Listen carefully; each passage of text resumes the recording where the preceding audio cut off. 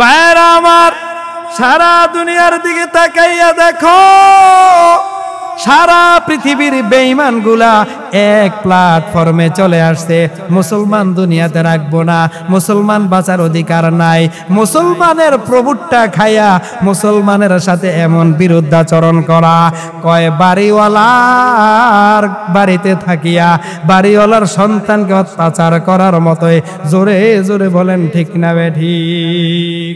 আজকে তাকাইয়া দেখো, ফিলিস্তিনের মুসলমানের উপর বেঈমানগুলা উপর থেকে করে করে মুসলমানের বাড়িগুলা সব ধ্বংস করে দিতেছে। ও মুসলমান, সারা বাংলাদেশের থেকে গত আগের শনিবারে বাংলাদেশে মার্চ ফর গাজা একটা অনুষ্ঠান করেছিল। সারা বাংলাদেশের মুসলমান দেখাইয়া দিয়েছে মুসলমান এখনো পর্যন্ত মুসলমানের পাশে চূড়ান্ত ভাবে থাকতে চায়। কথা কোন ঠিক না বেঠিক? আজকে তাকাইয়া দেখো, ভারতের মুসলমানের উপর জুলুমের স্টিম রোলার চলতেছে, সব কিন্তু আল্লাহ দেখতেছে। ইসরায়েলের বেঈমানগুলা বছরের পর বছর ফিলিস্তিনের শিশুদের উপর অত্যাচার, নারীদের উপর অত্যাচার, ফিলিস্তিনের মুসলমানের জানমাল ইজ্জতের উপর অত্যাচার। আজকে 2 দিন ধরে গোটা ইসরায়েল জুড়ে আমার আল্লাহ আগুনের লেলিহানার দাবানল জ্বালায়া দিছে। নিবানোর শক্তি পৃথিবীর কোনো কারণ নাই। কথা কোন ঠিক না বেঠিক? কারণ আমার আল্লাহ ধরে না, কিন্তু যখন ধরে বান্দার রক্ষা পায় না। মিস্টার ফেরাউনের 40টা বছর সময় দিল। মুসা নবীরে কি পরিমাণ জ্বালাইছে। মুসা নবীরে জ্বালাইতে কলজাটা পর্যন্ত ধরায়া ফেললো। মুসা নবী অতিষ্ঠ হয়ে গেলেন। আল্লাহর আদালতে ডাক দিয়া বলেন, আল্লাহ আর পারতেছি না, আমি তো নবুয়তের জিম্মাদারি নিলাম, আমি আর পারতেছি না। ফেরাউন আজকে আমাকে তাড়ায়া দিবে, এলাকার থেকে তাড়ায়া দেবে। আল্লাহ বলেন, তাড়ায়া দিলে দৌড়াইতে থাকো, তবে সফলতা তোমার নিকটে। জোরে কোন ঠিক না বেঠিক? ফেরাউন দলবল নিয়ে সব রাজা, উজির, প্রজা, মন্ত্রী পরিষদের সবাইকে নিয়ে মুসা নবীর এবার তাড়ায় দিবেন, দেশের মাঝে থাকতে দিবে না। মুসা নবীর কথা ফেরাউনের পছন্দ হয় না, মুসা নবীর চলাফেরা ফেরাউনের পছন্দ হয় না, মুসা নবীর থাকতে এলাকায় দিবে না। পুরা গ্রুপ নিয়ে যখন পয়গম্বর মুসা নবীর একটা দৌড়ানি দিল, আল্লাহ কয় দৌড়াইতে থাক, সফলতা মুসা তোর জন্য আমি আল্লাহ রাখলাম। মুসা নবী ফেরাউনের দৌড়ানি খায়া দৌড় দিতে নদীর কিনারায় গেছে। এখন আর বাঁচার কোনো উপায় নাই। সামনে গেলে সমুদ্র, পিছনে গেলে ফেরাউন, সামনে গেলেও মরণ, পিছনে গেলেও মরণ। আল্লাহ পাক বলেন, না, আমি আল্লাহর সিদ্ধান্তটার মাঝেই সফলতা, আমি আল্লাহর সিদ্ধান্তটার মাঝেই সফলতা, আমি আল্লাহর সিদ্ধান্তটার মধ্যেই তোমাদের জন্য কল্যাণ। পয়গম্বর মুসা নবী যখন ওই নদীর কিনারায় দাঁড়ায় গেলেন, নিরুপায় হয়া আল্লাহর কাছে সাহায্য চাইলেন। আল্লাহ গো, তুমি স্যার এখন আমারে বাঁচাবার আর কেউ নাই, তুমি স্যার আমারে রক্ষা করার কেউ নাই, আমার সম্মান দেওয়ার মালিক তুমি ছাড়া আর কেউ নাই। ও আল্লাহ, সামনে যদি যাই সমুদ্রের মাঝে হাবুডুবু খেয়ে মারা যাব, পিছনে যদি যাই ফেরাউনের অত্যাচারে মারা যাব, তুমি বাঁচাও। আমার আল্লাহ পাক বলেন, মুসা হাতের লাঠি দিয়ে সমুদ্রের মাঝে আঘাত করো, পানির মাঝে আঘাত করে দাও, বাকিটা আমি আল্লাহর ফায়সালা শুরু হয়ে যাবে। আমার আল্লাহর দেওয়া সিদ্ধান্ত। মুসা নবী যখন মানতে গিয়া হাতের লাঠি দিয়া সমুদ্রের মাঝে আঘাত করলেন, আমার আল্লাহ কুদরতি হুকুমে সমুদ্রের মাঝ বরাবর সুন্দর রাস্তা তৈরি হয়ে গেছে। এই কালামে জিন্দা কোরআনে হাকিম, হিকমতে উলায়া জালাস্তু কদিম জামিউল ইলম ফিল কোরআনে হাকিম, তাকাসারাত আনহু আফহামুর রিজালিন, বাখা কোরআন কালামুল্লাহ বশনো কদিমাস্তি নয়নো। আল্লাহ পাক রব্বুল আলামিন গোটা কোরআনের মধ্যে 114টি সূরা নাজিল করলেন। 114টি সূরার মাঝে শুধুমাত্র আল্লাহ পাক পরিপূর্ণতার সঙ্গে সূরা ফাতিহা নাজিল করলেন। সূরা ফাতিহাটাকে মুফাসসিরিনে কেরাম 3টা ভাগে বিভক্ত করলেন। 3 ভাগে বিভক্ত করছেন। 7 আয়াত, প্রথম 3টা আয়াত 1 ভাগে বন্টন করলেন। 4th নাম্বার আয়াত এটাকে আলাদা এককভাবে এটাকে বন্টন করে রাখলেন। শেষের 3টা আয়াত আলাদা বন্টন করলেন। মুফাসসিরিনে কেরাম বলেন প্রথম 3টা আয়াতের সম্পর্ক শুধুমাত্র খালেকের সাথে, প্রথম 3টা আয়াতের সংযুক্ত শুধুমাত্র মালিকের সাথে, প্রথম 3টা আয়াতের গতি হলো আল্লাহ তাআলার দিকে, আর শেষের 3টা আয়াত শুধুমাত্র বান্দার দিকে, মাখলুকাতের দিকে। শেষের 3 আয়াতের গতি আমাদের দিকে। প্রথম 3 আয়াত এটা আমার মালিকের দিকে নিসবত করা হয়, শেষের 3টা আয়াত মানুষের দিকে নিসবত করা হয়।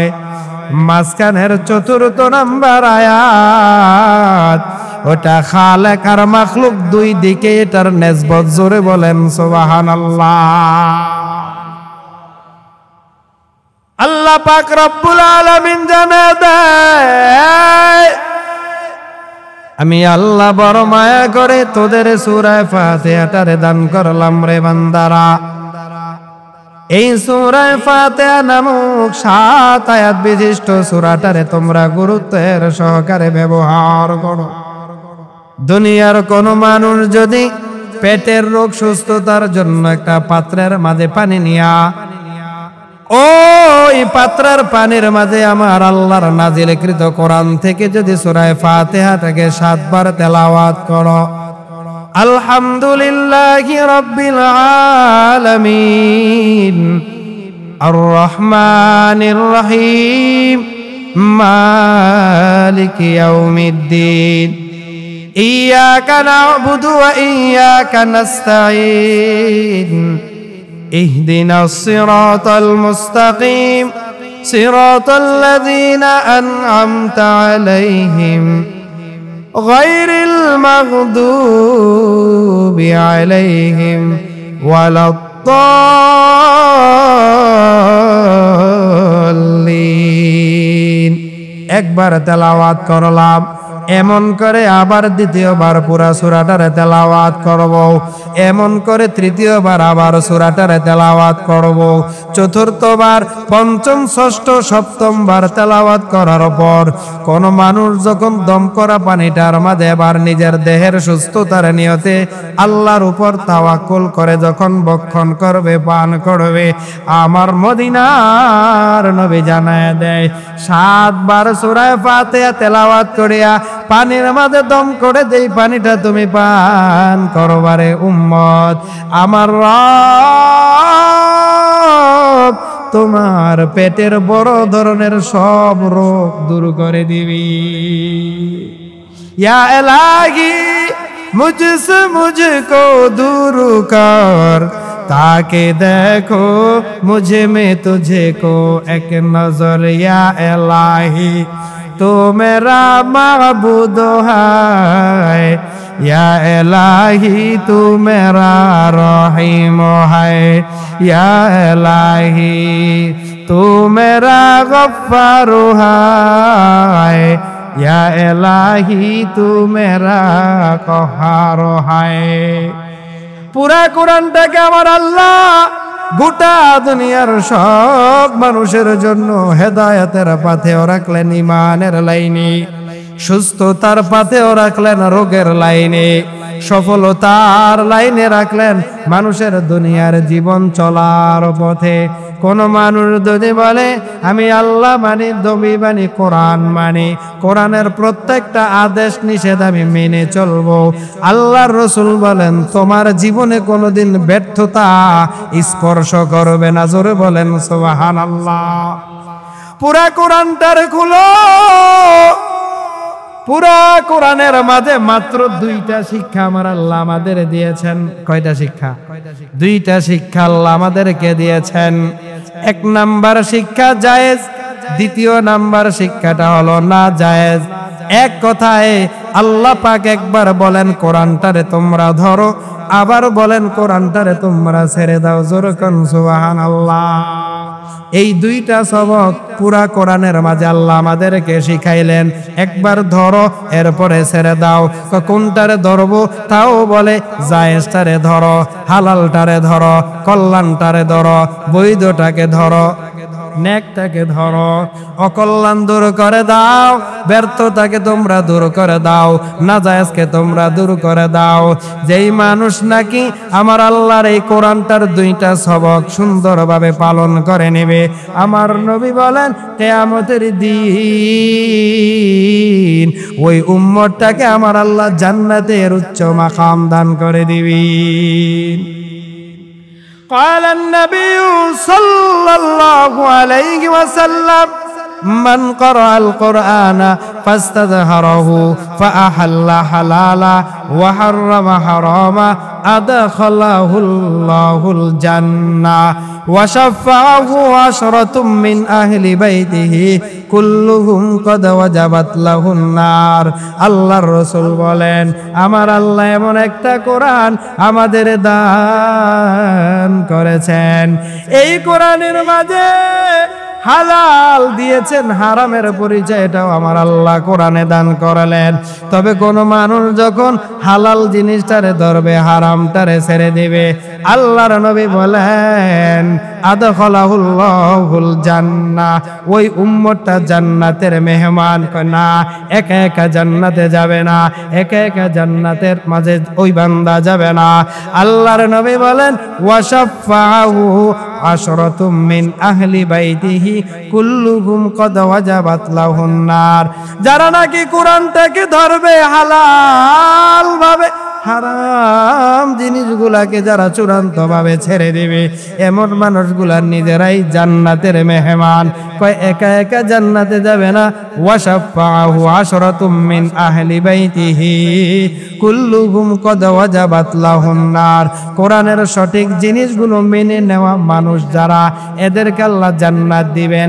এরা একা একা জান্নাতে যাবে না, এরা প্রত্যেকেই তার বংশের মাঝে এমন 10 জন ব্যক্তিকে জান্নাতে নেবে, যেই 10 জনের উপরে অন্যায় অপরাধ গুনার পাপের কারণে জাহান্নাম ওয়াজিব হয়ে গেছে, চূড়ান্ত জাহান্নামের আসামি।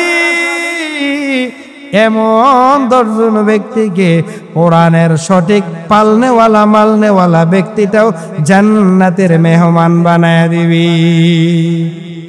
কোরআনের এত বরকত,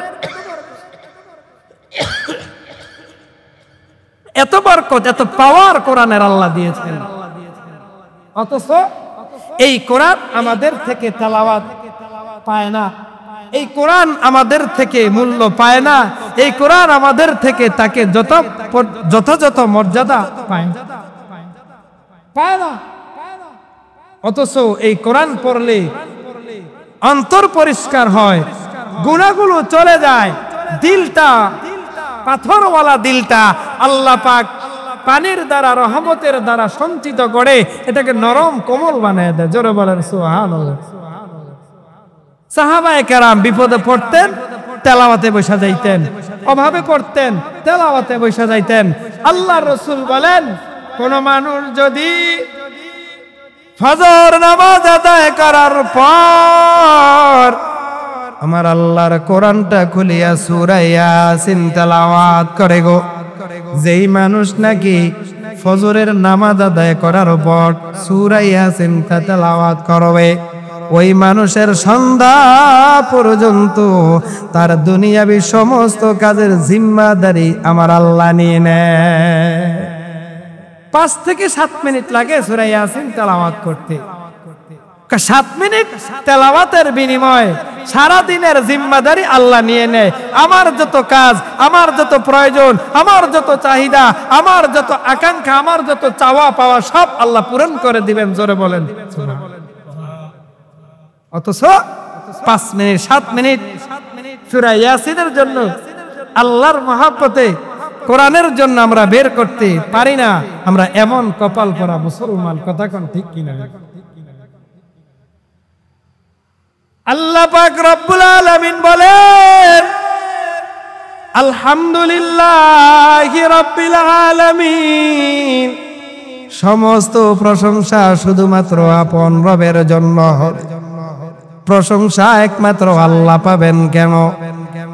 আল্লাহ পাক বান্দাকে যা দেয় বিনা স্বার্থে দেয়, বিনা প্রয়োজনে দেয়। বান্দার কাছে আল্লাহর কোনো চাওয়া নাই, কোনো পাওয়া নাই, কোনো আশা নাই, ইচ্ছা নাই, আকাঙ্ক্ষা নাই। আল্লাহ পাক বলেন, বান্দারে আমি আল্লাহ তোরে কেন বানাইলাম একটু ভালো করে শুনে নাও। দুনিয়ার জমিনে যাওয়ার পর তুমি তোমার মা পাও, বাবা পাও, ভাই বন্ধু আপনজন প্রতিবেশী পাও। দুনিয়ায় চলার পথে কত বন্ধু পাও, কত বান্ধবী পাও। তবে এদের যতই কিছু দেখো, একটাও তাদের জন্য তোমাকে বানানো হয় নাই, তোমাকেও তাদের জন্য বানানো হয় নাই। তুমি উপরে তাকাইলে সূর্য দেখো, সকালবেলা সূর্যের আলোটাও দেখতে পাও। সন্ধ্যাবেলা চন্দ্র দেখো, চন্দ্রের আলোটাও দেখতে পাও। তুমি তাকাইলে আসমান দেখো, নিচের দিকে তাকাইলে জমিনটারে দেখতেছ। তবে ভালো করে শুনে নাও, সকালবেলা সূর্য উদিত হয়, তোমাকে সূর্যের জন্য বানানো হয় নাই, তোমাকে সূর্যের আলোর জন্য বানানো হয় নাই, বরং সূর্যটাকে তোমার প্রয়োজনে বানানো হয়েছে, সূর্যের আলোটাকেও তোমার প্রয়োজনে বানানো হয়। সারাটা দিন দেখো, দিনটাও বান্দা তোমার প্রয়োজনে আমি আল্লাহ বানাইলাম। দিনের পরে রাত আসে, এই রাতটাকেও আমি আল্লাহ তোমার জন্য বানাইলাম। আকাশের দিকে নজর করো, আর সন্ধ্যা বেলা তাকায় দেখো, কত সুন্দর একটা চাঁদ আপন শক্তি নিয়ে উদিত হয়েছে। লক্ষাধিক তারকারাজি চাঁদকে এক সুন্দর করে ফুটাইয়া তুলল।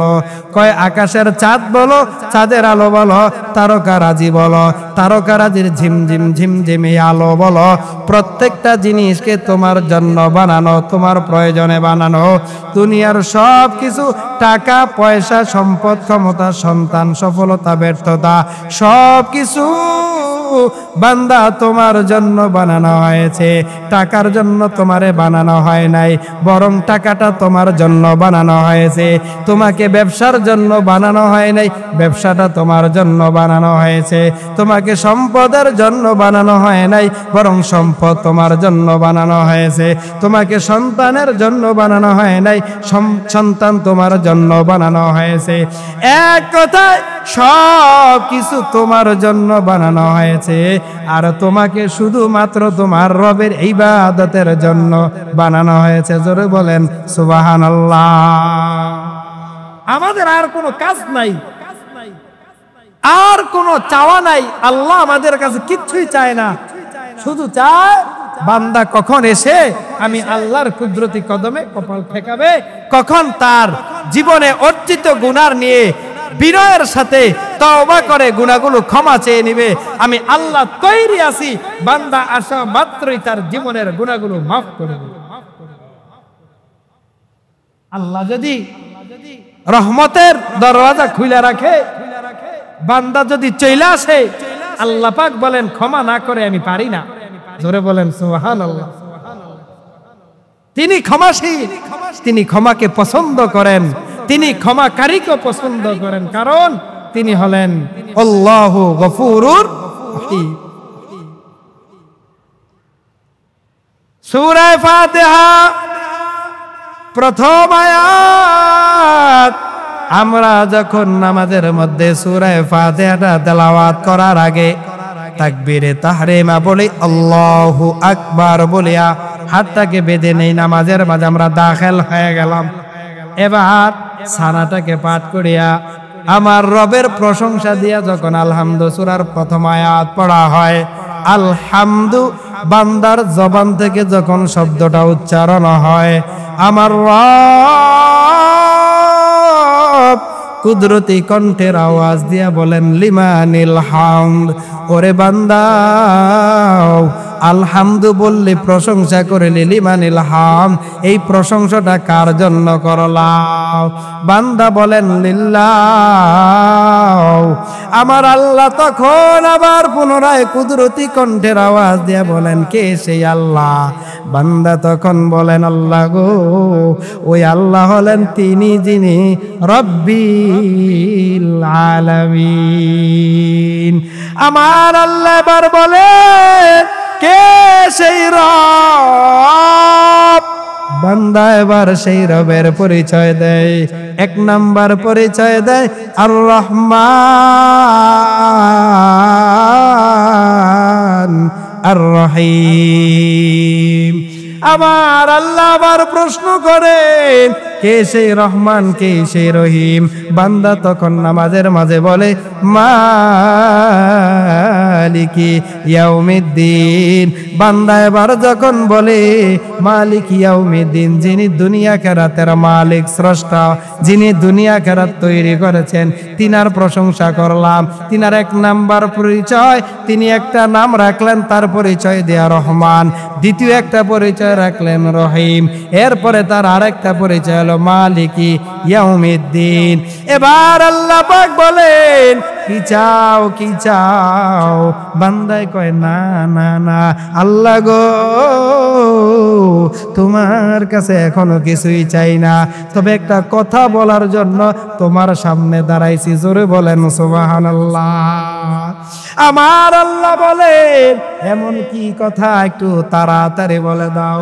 তুই বান্দা যখন নামাজে আসো, আমি আল্লাহর কোরআনটারে যখন তেলাওয়াত করা শুরু করে দাও, আমি আল্লাহর কুদরতি অন্তর পাগল পারা হয়ে যায়। কি কথা, তাড়াতাড়ি বলে দাও। আল্লাহর বান্দা বলেন, ইয়্যাকা না'বুদু ওয়া ইয়্যাকা নাস্তাঈন। ও দয়ার মালিক, আমি তো একমাত্র আপনারও ইবাদত করি, আপনারই গোলামি করি গো আল্লাহ। আল্লাহ কইরা, আমি জানি তুই আমারই ইবাদত করো, আমার জন্যই তুই গোলামি করো, এখন কি করতে হবে বল।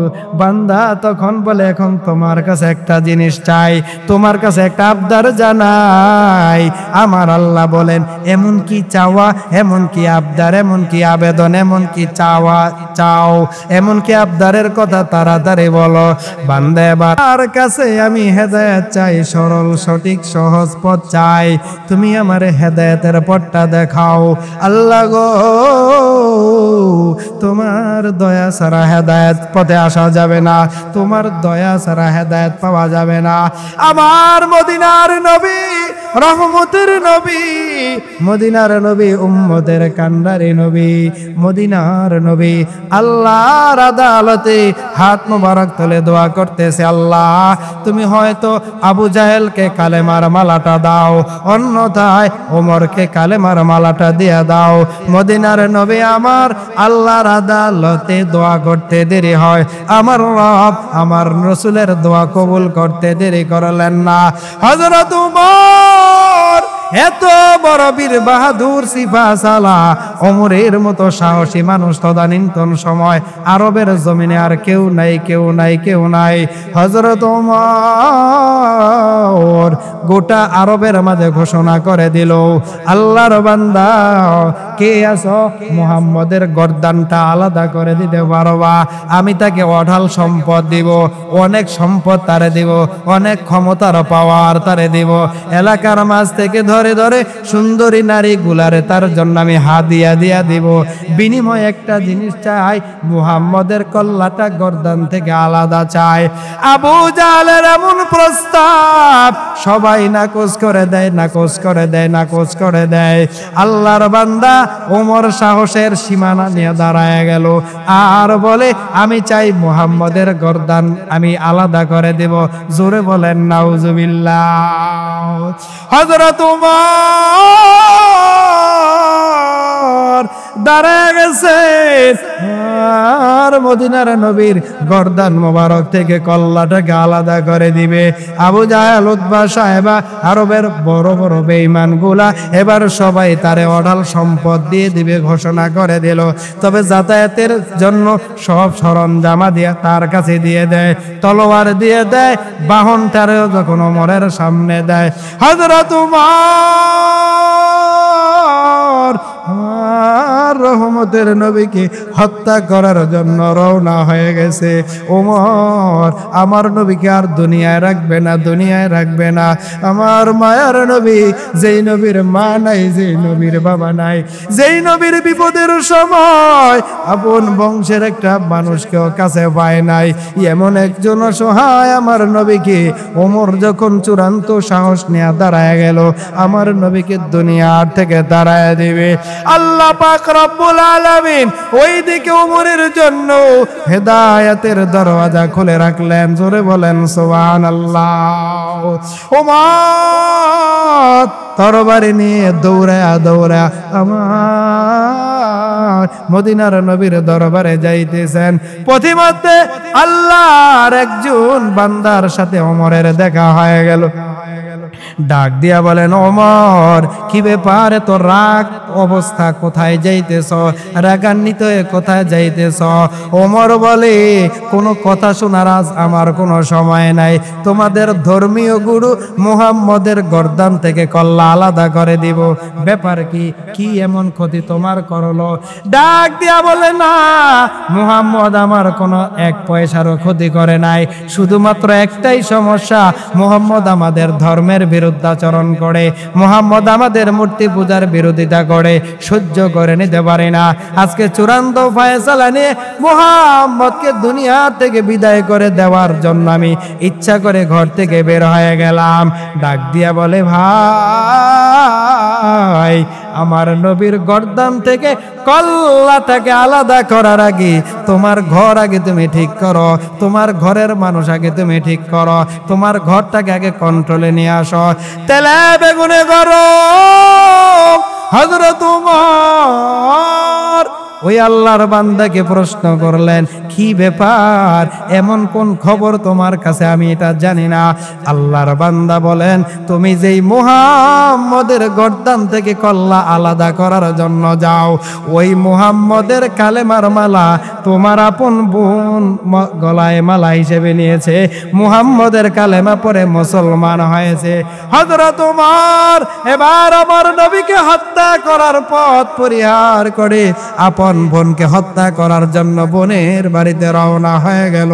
হযরত ওমর এমনি তো রাগান্বিত মানুষ, এমনি তো উত্তেজিত অবস্থা, রাগ কন্ট্রোল করতে পারেন নাই, একটা দৌড় দিয়া বোনের বাড়িতে রওনা হয়ে গেলেন।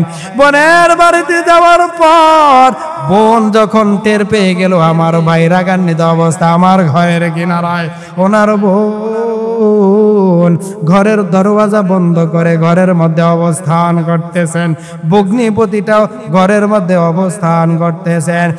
এক পর্যায়ে ওমর একবার, দুবার, তিনবার ঘরের দরওয়াজা খোলার জন্য বললেন। ওমরের বোন ভয়ে ঘরের দরওয়াজা খোলে না, ভয়ের কারণে ঘরের দরওয়াজা বন্ধ করে ঘরের মাঝে অবস্থান করতেছেন। ও নবীর উম্মতের দল, হযরত ওমর এবার যখন চূড়ান্ত ফয়সালা নিয়ে গেলেন, আর এখানে থাকার কোনো সুযোগ নাই, লাথি মেরে ঘরের দরওয়াজাটা ভেঙে ঘরের মধ্যে ঢুকলেন। ঢুকা মাত্রই বোনের উপর অত্যাচার, ভগ্নিপতির উপর অত্যাচার, তলোয়ারের আঘাতের পর আঘাত। এক পর্যায়ে বোন বেহুশ হয়ে জমিনের মাঝে পড়ে গেল, ভগ্নিপতিও জমিনের মাঝে বেহুশ হয়ে অজ্ঞান হয়ে পড়ে গেল। এক পর্যায়ে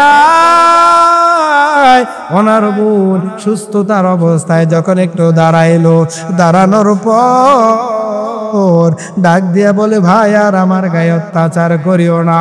এই দুনিয়ার জীবনে আমার মা নাই, এ দুনিয়ার জীবনে আমার বাবা নাই, তুমি ছাড়া আমার আপনার কেউ নাই। দুনিয়ার সব মানুষ যদি কথার দ্বারা আঘাত দেয়, স্বাস্থ্য দ্বারা আঘাত দেয়, আমারে যদি শারীরিকভাবে টর্চারিং করে, তুমি ভাইয়ের কাছে গিয়ে আমি আশ্রয় নিব। আজকে ওই ভাই ওই যদি আমাকে তুমি আঘাত করো, আমার বাঁচার কোনো উপায় নাই, বাঁচার কোনো অবস্থা হবে না। চোর শুনে না ধর্মের বয়ান, ওমরের আঘাত আরো বেগতিক শুরু হয়ে গেল। এক পর্যায়ে বোনের গায়ে আঘাত করতে করতে করতে করতে দিনের এমন এক সময় চলে আসলো, ওমরের দৃষ্টিটা ঘরের তাকের দিকে চলে গেল। ডাক দিয়া বলে, কি ব্যাপার, তোমার ঘরের তাকের মধ্যেটা কি দেখা যায়? বোন ডাক দিয়া বলে, রে ভাই, আমার ঘরের তাকের মাঝে মুহাম্মদের ধর্মের কিতাব কোরআনটার দেখা যায়। ওমর আবার দৌড় দিয়ে গিয়ে ওই তাক থেকে যখন কোরআনটাকে ধরবে, বোন পিছন থেকে আমজা করে বলে, ও ভাই, এই কোরআনটারে ধরা যাবে না, তুমি এখন নাপাক, নাপাক শরীর নিয়ে আমার আল্লাহর কোরআন ধরা যাবে না, ধরা যাবে না, ধরা যাবে না। ওমর বলে, এটা ধরতে গেলে কি করা লাগবে? বলে, মুহাম্মদের উপর বিশ্বাস স্থাপন করতে হবে, ওযু করতে হবে। হযরত ওমর বোনের কথাটা মানতে গিয়ে বলে, চলো কোরআনটারে নাও, আমিও তোমার সঙ্গে মুহাম্মদের দরবারে এখনই যাব। জোরে বলেন সুবহানাল্লাহ। হযরত ওমর বোনকে নিয়ে আর কোরআনটাকে সাথে নিয়ে এবার আমার মদিনার নবীর দরবারে যখন যাবেন, দূর থেকে সাহাবায়ে কেরাম ওমরকে দেখে আতঙ্কিত হয়ে গেলেন, ভয় পেয়ে গেলেন। ডাক দিয়া বলে, পয়গম্বর, আপনার চিরশত্রু ওমর তরবারি নিয়ে দরবারে আসতেছে গো নবী, আমাদের ভয় লাগে, আমরা কি এখানেই থাকবো না বিদায় নিয়ে আমাদের বাড়িতে চলে যাব? আমার নবী বলেন, না না না, টেনশনের কোনো কারণ নাই। আমি নবী কয়েকদিন আগে আল্লাহর আদালতে দোয়া করেছি, আল্লাহ গো, আরবের মাঝে কুখ্যাত দুইজন ব্যক্তি, একজন হলো আবু জাহল আর একজন হলো ওমর, দুইজনের একজনকে ইসলামের জন্য কবুল করো। ও সাহাবায়ে কেরাম, আমার আল্লাহ হয়তো আমি নবীর দোয়া কবুল করছে। আজকের ওমর তেজ নিয়ে, রাগ নিয়ে, গুসা নিয়ে আমার দরবারে আসে না, একটু পরেই তোমরা টের পাইবা রবের দেওয়া ফয়সালা কত সুন্দর হয়। জোরে কোন সুবহানাল্লাহ। পয়গম্বর এবার সাহাবায়ে কেরামের সান্ত্বনা দিয়ে বসাইলেন। ওমর যাইতে যাইতে নবীর দরবারে গেলেন। আমার নবীর দরবারে গিয়ে খোলা তরবারিটা নবীর সামনে রাখলেন। ডাক দিয়া বলে, ও পয়গম্বর, এই তরবারি দিয়ে আপনার গর্দান থেকে আমি মাথাটাকে আলাদা করার জন্য ইচ্ছা করেছিলাম, তবে নবী গো, আপনার কাছে বিনয়ের সাথে আমি বলি, এই তরবারি দিয়ে আপনি নবীর গর্দান থেকে কল্লাটা আলাদা করতে চাই না, বরং আপনি নবীর হাতে আমি এই তরবারিটা দিয়ে দিলাম, আপনি নবী, আমি ওমরের গর্দান থেকে কল্লাটাকে আলাদা করে দেন। আর গর্দান থেকে কল্লাকে আলাদা করার আগে আমারে আপনি পড়ায়া দেন, লা ইলাহা ইল্লাল্লাহু মুহাম্মাদুর রাসূলুল্লাহ। তোমার দে মুসলমান গো, তোমার দে মুসলমান, তোমার দে মুসলমান গো, তোমার দে মুসলমান, এক হাত में तलवार के हाथ में कुरान, एक हाथ में तलवार के हाथ में कुरान, तौफीक से होती है ये नेमत का खजीना, हर मर्द के तहक़ूक़ किया उनके निशाना, ला जिद्दा वला निद्दा वला हद्दा लिमौला, ला जिद्दा वला निद्दा वला हद्दा लिमौला, अल आना कमा काना वलम यल्का ज़वाला, अल आना कमा काना वलम यल्का ज़वाला। জোরে জোরে বলেন সুবহানাল্লাহ। ওই কোরআনের 100 এখনো আছে রে মুসলমান। মুসলমান পালানোর জাতি না, মুসলমান দুর্বল হওয়ার জাতি না। মুসলমানের ইতিহাস আছে, ঐতিহ্য আছে, মুসলমানের সংস্কৃতি আছে, মুসলমানের সাহিত্য আছে। মুসলমান দিন বিজয়ের কামনা নিয়ে যেই কদম সামনে দেয়, কোন বেঈমানের চোখ রাঙানিতে মুসলমান কোনোদিন কদম পিছনে নেয় না। কথা কোন ঠিক না বেঠিক? ভাইরা আমার, সারা দুনিয়ার দিকে তাকাইয়া দেখো, সারা পৃথিবীর বেঈমানগুলা এক প্ল্যাটফর্মে চলে আসছে। মুসলমান দুনিয়াতে রাখবো না, মুসলমান বাঁচার অধিকার নাই। মুসলমানের প্রভুটা খাইয়া মুসলমানের সাথে এমন বিরুদ্ধাচরণ করা, কয় বাড়িওয়ালার বাড়িতে থাকিয়া বাড়িওয়ালার সন্তানকে অত্যাচার করার মতোই। জোরে জোরে বলেন ঠিক না ঠিক? আজকে তাকাইয়া দেখো, ফিলিস্তিনের মুসলমানের উপর ইসরায়েলের বেঈমানগুলা উপর থেকে বোম্বিং করে করে মুসলমানের বাড়িগুলাকে সব ধ্বংস করে দিতেছে। ও মুসলমান, সারা বাংলাদেশের থেকে গত আগের শনিবারে বাংলাদেশে মার্চ ফর গাজা একটা অনুষ্ঠান করেছিল। সারা বাংলাদেশের মুসলমান দেখাইয়া দিয়েছে মুসলমান এখনো পর্যন্ত মুসলমানের পাশে চূড়ান্ত ভাবে থাকতে চায়। কথা কোন ঠিক না ঠিক? আজকে তাকাইয়া দেখো, ভারতের মুসলমানের উপর জুলুমের স্টিমরোলার চলতেছে, সব কিন্তু আল্লাহ দেখতেছে। ইসরায়েলের বেঈমানগুলা বছরের পর বছর ফিলিস্তিনের শিশুদের উপর অত্যাচার, নারীদের উপর অত্যাচার, ফিলিস্তিনের মুসলমানের জানমাল ইজ্জতের উপর অত্যাচার। আজকে 2 দিন ধরে গোটা ইসরায়েল জুড়ে আমার আল্লাহ আগুনের লেলিহানার দাবানল জ্বালায়া দিছে। নিবানোর শক্তি পৃথিবীর কোনো কারণ নাই। কথা কোন ঠিক না ঠিক? কারণ আমার আল্লাহ ধরে না, ধরে না, ধরে না। কিন্তু যখন ধরে বান্দার রক্ষা পায় না, রক্ষা পায় না, রক্ষা পায় না। মিস্টার ফেরাউনের 40টা বছর সময় দিল। মুসা নবীরে কি পরিমাণ জ্বালান জ্বালাইছে, মুসা নবীরে জ্বালাইতে জ্বালাইতে কলজাটা পর্যন্ত ধরায়া ফেললো। মুসা নবী অতিষ্ঠ হয়ে গেলেন, আল্লাহর আদালতে ডাক দিয়া বলেন, আল্লাহ আর পারতেছি না, আমি তো নবুয়তের জিম্মাদারি নিলাম, আমি আর পারতেছি না। ফেরাউন আজকে আমাকে তাড়ায়া দেবে, এলাকার থেকে তাড়ায়া দেবে। আল্লাহ বলেন, তাড়ায়া দিলে দৌড়াইতে থাকো, তবে সফলতা তোমার নিকটে। জোরে কোন ঠিক না ঠিক? ফেরাউন দলবল নিয়ে সব রাজা উজির প্রজা মন্ত্রী পরিষদের সবাইকে নিয়ে মুসা নবীর এবার তাড়ায় দিবেন, দেশের মাঝে থাকতে দিবে না। মুসা নবীর কথা ফেরাউনের পছন্দ হয় না, মুসা নবীর চলাফেরা ফেরাউনের পছন্দ হয় না, মুসা নবীর থাকতে এলাকায় দিবে না। পুরা গ্রুপ নিয়ে যখন পয়গম্বর মুসা নবীর একটা দৌড়ানি দিল, আল্লাহ কয় দৌড়াইতে থাক, দৌড়াইতে থাক, সফলতা মুসা তোর জন্য আমি আল্লাহ রাখলাম। মুসা নবী ফেরাউনের দৌড়ানি খায়া দৌড় দিতে দিতে দিতে দিতে নদীর কিনারায় গেছে। এখন আর বাঁচার কোনো উপায় নাই। সামনে গেলে সমুদ্র, পিছনে গেলে ফেরাউন, সামনে গেলেও মরণ, পিছনে গেলেও মরণ। আল্লাহ পাক বলেন, না না না, আমি আল্লাহর সিদ্ধান্তটার মাঝেই সফলতা, আমি আল্লাহর সিদ্ধান্তটার মাঝেই সফলতা, আমি আল্লাহর সিদ্ধান্তটার মধ্যেই তোমাদের জন্য কল্যাণ।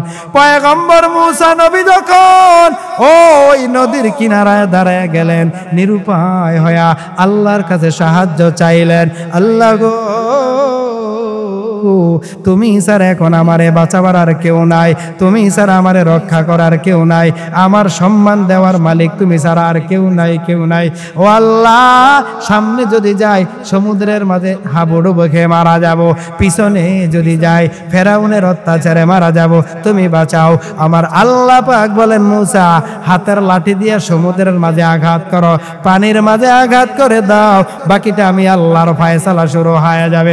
আমার আল্লাহর দেওয়া সিদ্ধান্ত। মুসা নবী যখন মানতে গিয়া হাতের লাঠি দিয়া সমুদ্রের মাঝে আঘাত করলেন, আমার আল্লাহ কুদরতি হুকুমে সমুদ্রের মাঝ বরাবর সুন্দর রাস্তা তৈরি হয়ে গেছে। সেই রাস্তা দিয়ে পয়গম্বর মুসা নবী আপন সাহাবায়ে কেরামদের নিয়ে পার হয়ে গেলেন। ফেরাউন অবাক হয়ে গেল, এই নদীর মাঝে জীবনে রাস্তা দেখি নাই, এত সুন্দর রাস্তা জীবনে করতে গিয়ে ওটা হলো। অবাক ফেরাউন কয়, এখন তো মুসা অবশ্যই রাস্তা দিয়ে পার হয়েছে, সামনে গেলে মুসারে পাওয়া যাবে। ফেরাউন যখন দলবল নিয়ে এই রাস্তার সামনে আগায় গেল, এই রাস্তা ধরে ধরে মুসা নবীর হত্যা করার জন্য যখন আগায় গেল, নদীর মাঝ বরাবর রাস্তায় যখন গিয়ে উপস্থিত, আমার আল্লাহ আবার রাস্তাকে হুকুম করলেন, ও রাস্তা তুই আর মাটির রাস্তা থাকিও না, আগের মতো সমুদ্রের পানি হয়ে যাও। জোরে বলেন সুবহানাল্লাহ। কাদেরে কুদরত তারি বরকামাল, আনতা রব্বি আনতা হাসবি জুল জালাল, তুহি কাদের জলিলুল্লাহ জাহাদার, বহর হালে তুহি মেরা নিগাহদার, हर रंग में तुहार, बू में तुहार, जा में तुहार दम, हर रंग में तुहार, बू में तुहार, जा में तुहार दम, देखता हो जे दर चाहता हूँ अब की रहम करम, देखता हो जे दर चाहता हूँ अब की रहम करम। সবাই জোরে বলেন হেদায়েতের মালিক কে? হেদায়েত কার হাতে? আল্লাহ পাক বলেন মাইয়াহদিল্লাহু ফাহুয়াল মুহতাদ ওয়া মান ইউদ্লিল ফালান তাজিদা লাহু ওয়ালিয়াম মুরশিদা। আমি আল্লাহ যাকে হেদায়েত দিব তার জন্য হেদায়েতের অনেক পথ খোলা রাখবো, তার জন্য আমি হেদায়েতের পথ প্রাপ্ত ব্যক্তিদের সন্ধান দিব। আর আমি আল্লাহ যখন কারো হেদায়েত দিব না, সারা পৃথিবী ওই ব্যক্তি ঘুরলেও হেদায়েত পাবে না, পাবে না, পাবে না। কথা কোন ঠিক না বেঠিক? এবার বলেন, আমরা যারা নারায়ণকুল অবস্থান করি, আমাদের হেদায়েতের প্রয়োজন আছে না নাই? নামাজের প্রয়োজন আছে না নাই? আল্লাহর পরিচয় নেওয়ার প্রয়োজন আছে না নাই? রাসূলের আদর্শ মানার প্রয়োজন আছে না নাই? আল্লাহ পাক রব্বুল আলামিন আমাদের সবাইকে আল্লাহর পরিচয়, রাসূলের তরিকা, রাসূলের আদর্শ নিয়ে হেদায়েতের পথে চূড়ান্তভাবে সঠিকভাবে থাকার তৌফিক দান করুন। বলেন আমিন। আরো জোরে বলেন আমিন।